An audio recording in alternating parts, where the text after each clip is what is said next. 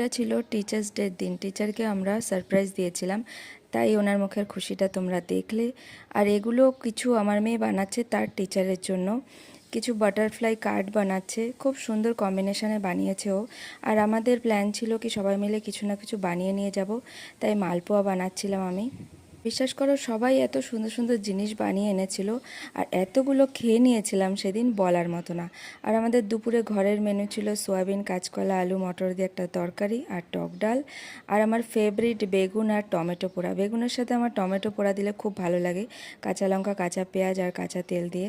আমি ছালটা ছাড়িয়ে রেখে দেবো, তারপরে আমার হাজব্যান্ড এসে পুরো ম্যাশ করবে, কেন কি লঙ্কা ধরলে আমার হাত জ্বলে। এবার টিচার এখন গিফটটা খুলবে। সেদিন ছিল প্রচণ্ড বৃষ্টি, তাও সবাই টাইমে চলে এসেছিলো, সব ফ্রেন্ডরা এসেছিলো। আমরা